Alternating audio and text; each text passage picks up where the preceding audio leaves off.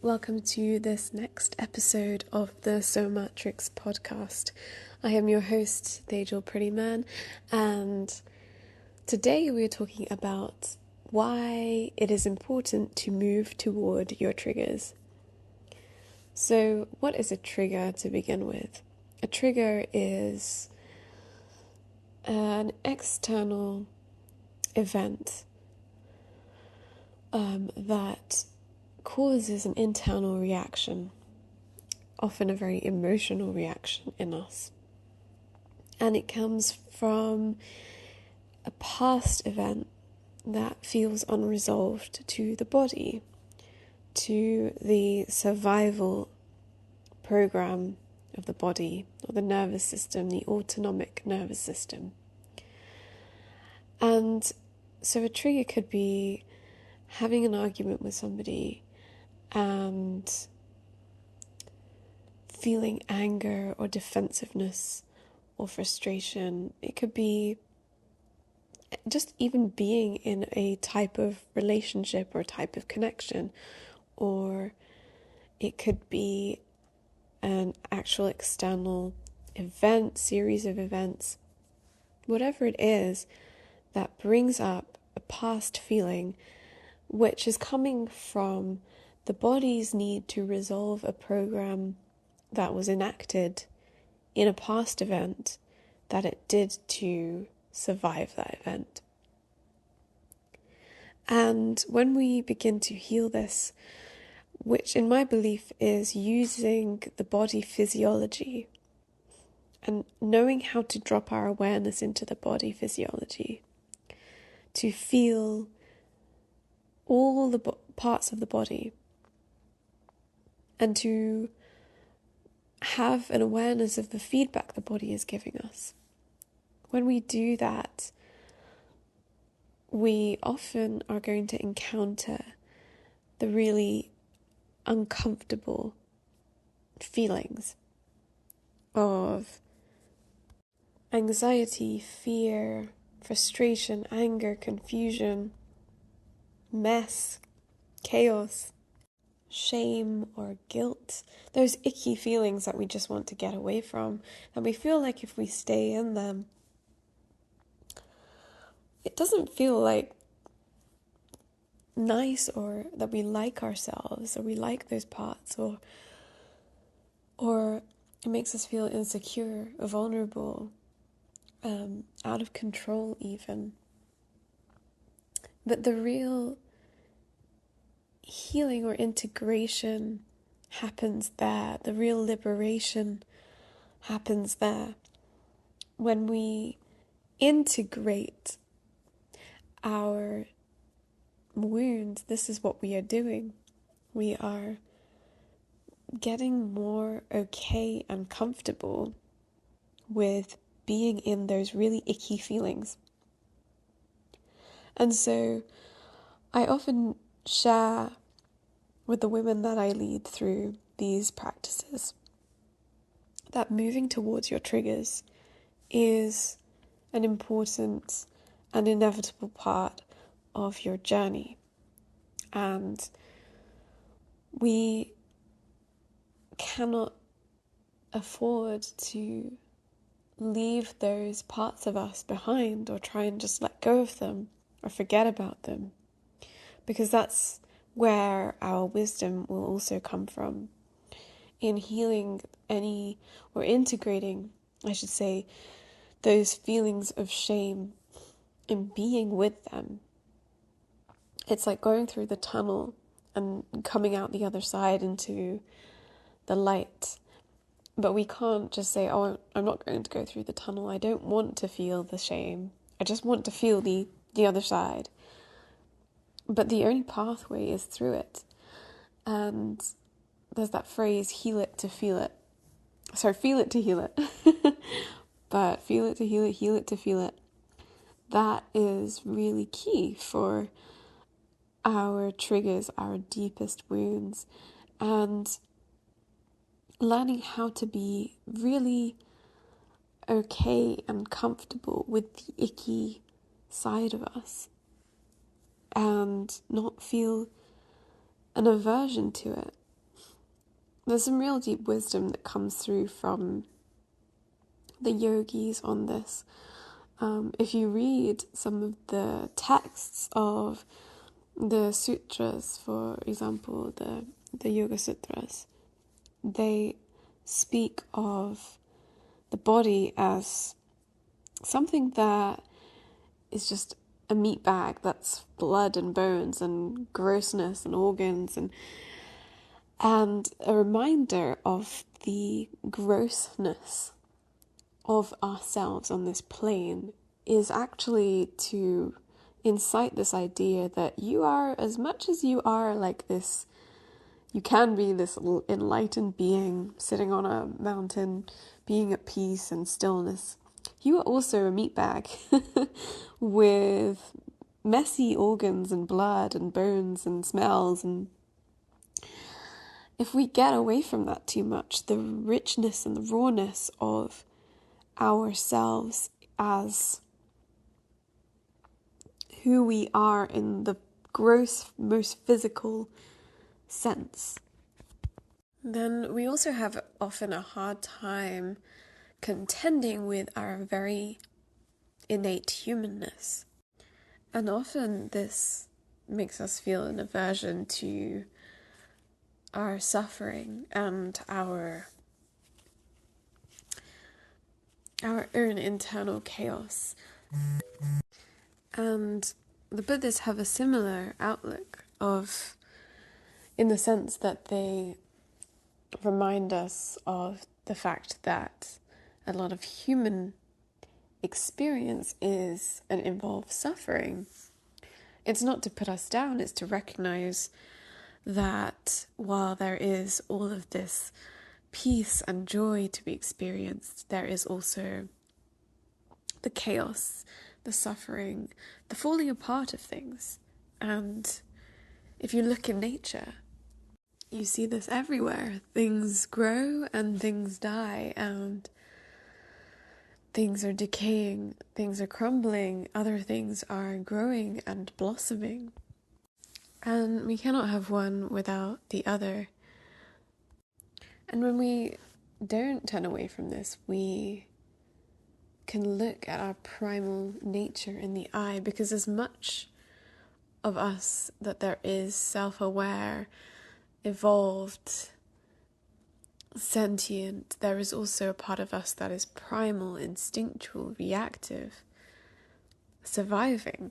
And often in the wellness world, I see that it can be condemned that we should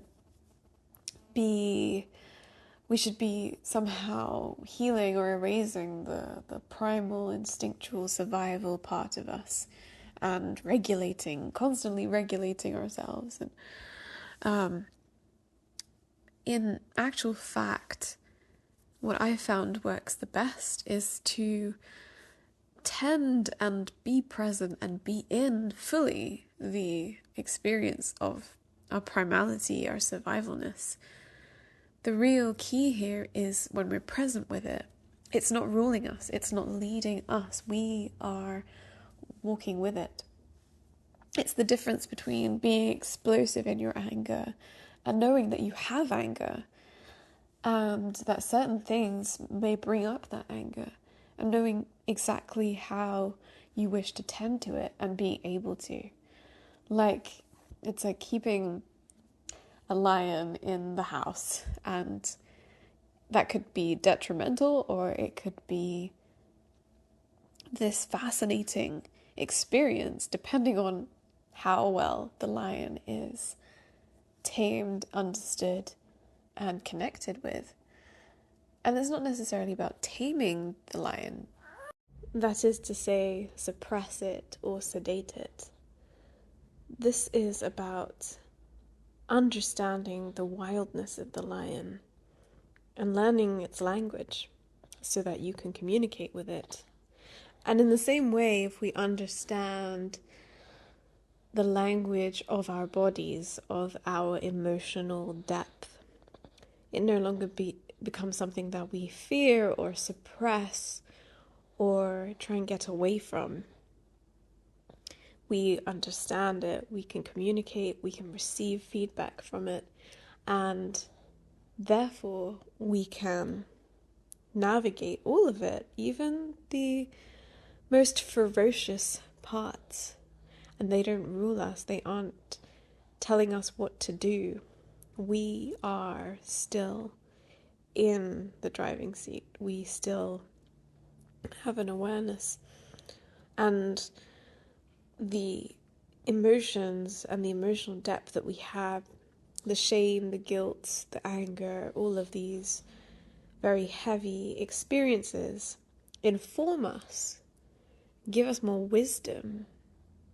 The lion tamer, like the one who tames and suppresses the lion, knows very little about the lion compared to the one who walks with the lions in the wild. One lets fear rule him, and the other has learnt to move with that fear and move through it. So when I say move towards the trigger, what do I really mean?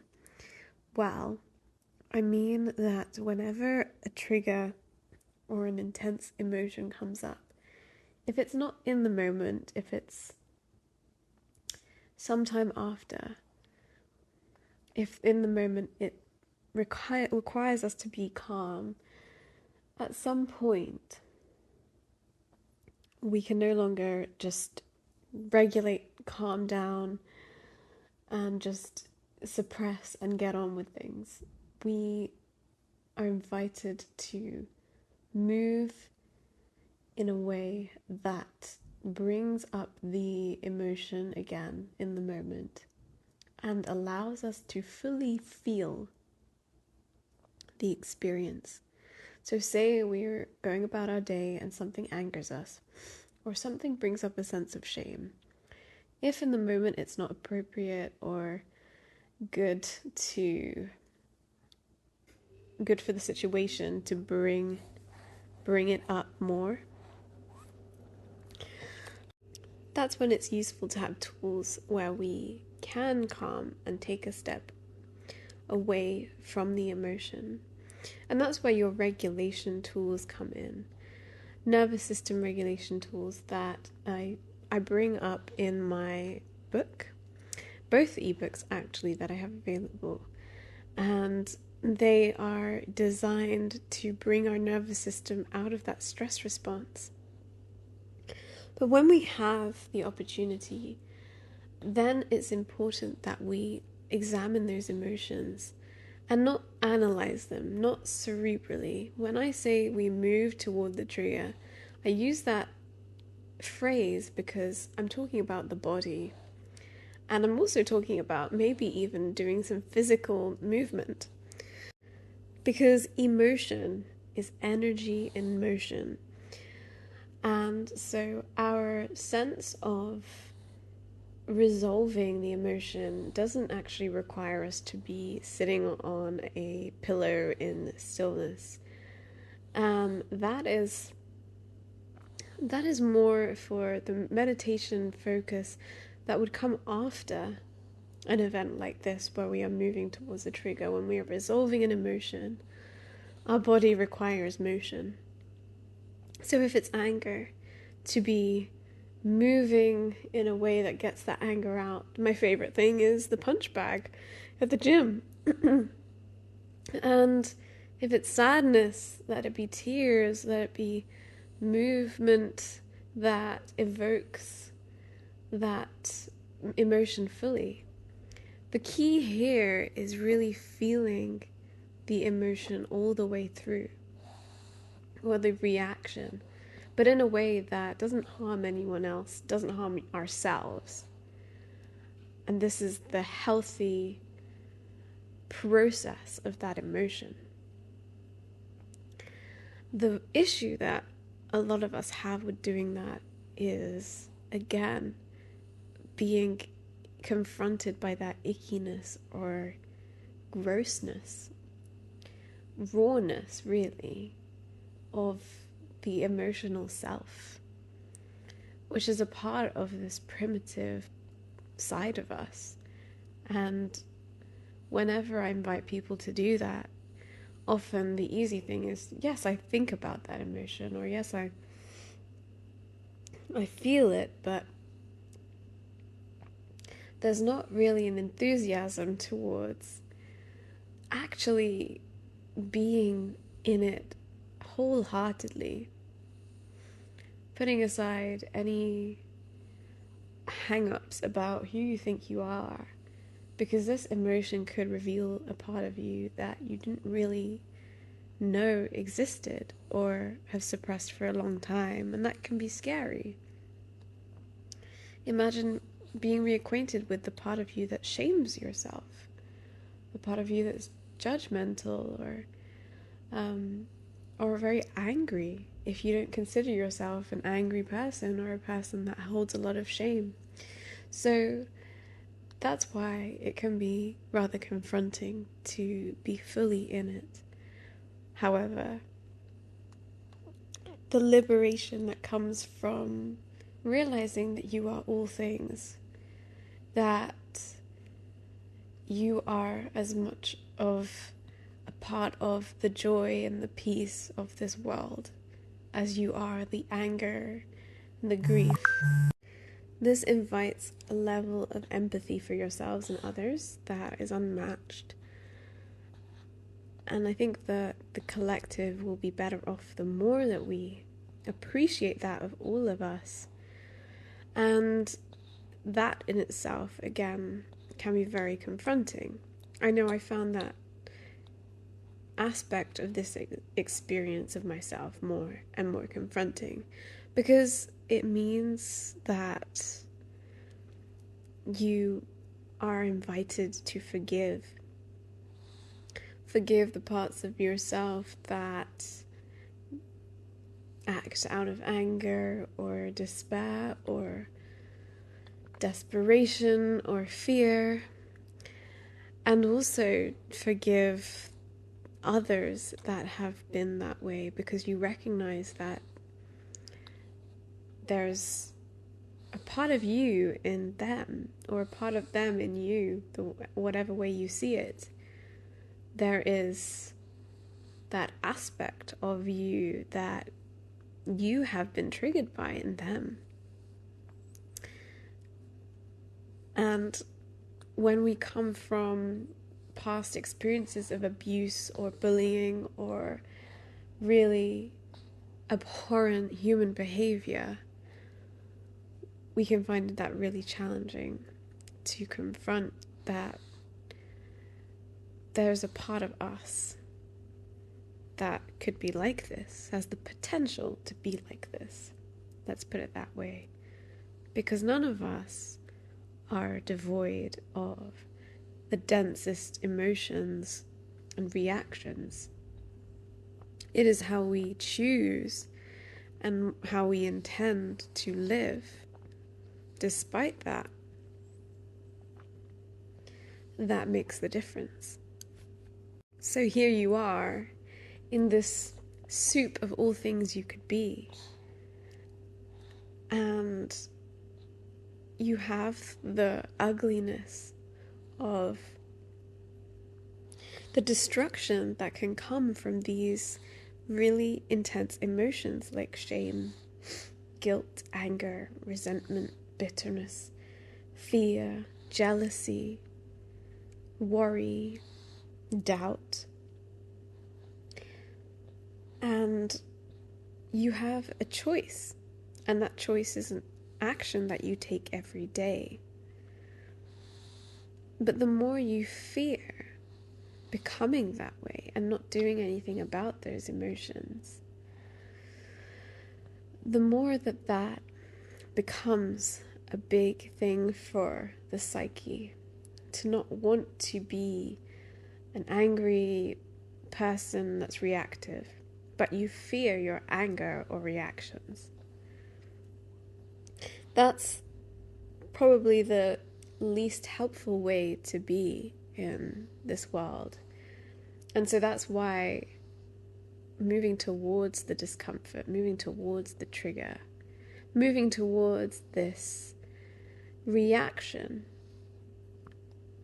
and taking it on, becoming it.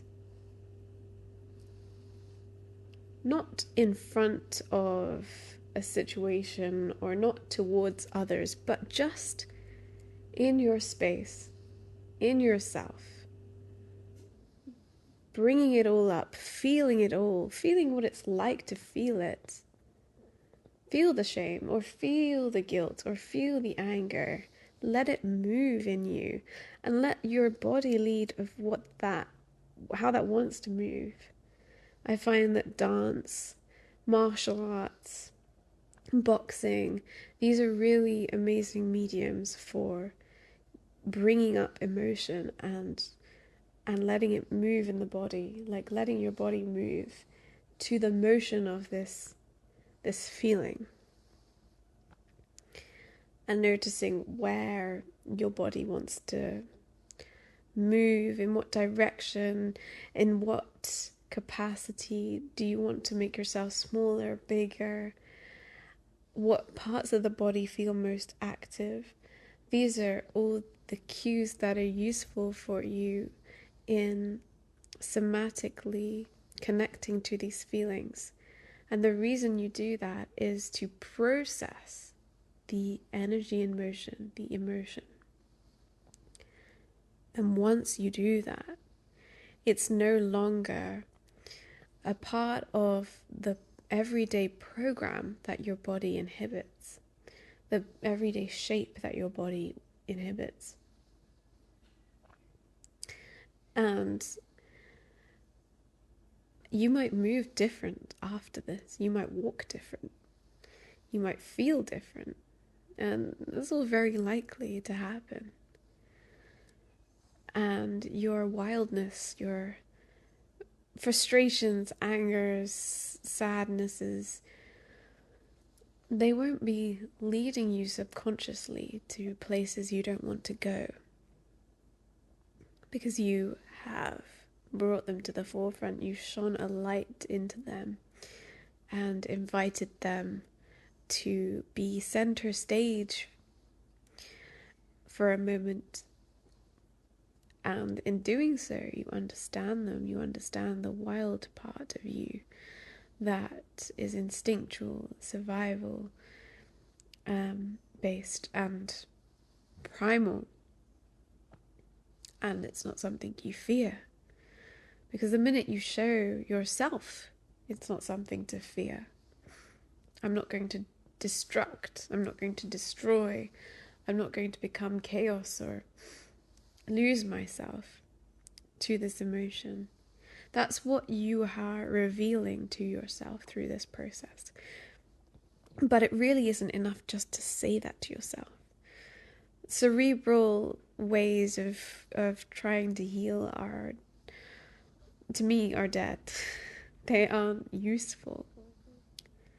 The most important thing about connecting to the self is to get away from thought first. That's what the process of the yoga principles is. To move in the asanas, the postures of yoga, is to start to quiet the mind in preparation for meditation and concentration, where the thoughts aren't the focus. The focus is presence. And in this same way, somatic movement and embodiment is a process of getting away from the thoughts and into the body. In the same way that are you meant to do in a yoga class. It's not a process of thinking, how do I do this, or what does this want now, or I can do this, that, and the other. It's a process of letting the ego quiet, the mind quiet, and the movement take over as a way to unravel any stagnant energies in the body. So again, if you are keen to learn about how to do this step by step, and with each emotion, check out my ebook I wrote very lovingly over the course of last year, and I included very simple exercises for each emotion, like anger, shame, guilt, and so forth, explaining what they are, how we process them, how we can resolve them. This is in my ebook, which is available now on Kindle, How to Feel, Reprogramming the Body After Trauma. And if you want to know more about regulation tools, quote unquote, or tools that help you bring yourself back to center if in a moment you need to, and it's not a place of I can just process my emotions fully right now. I need direct tools for bringing my body to safety and calm. Then I have my interactive ebook, Activating the Internal. Again, I will drop the link for this. It comes with some recordings as well, so be sure to check those out. Breath recording,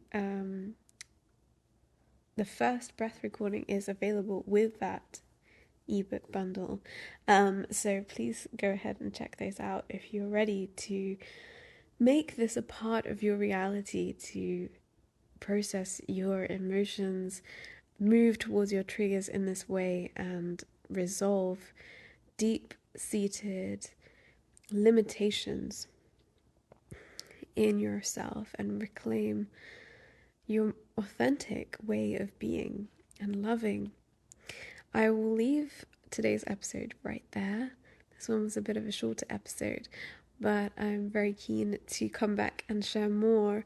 There are so many avenues to this topic, including sex, sexuality, sensuality, the wildness of that part of us. I'm going to go into that in another episode, and please stay tuned for that one. I look forward to speaking to you really soon.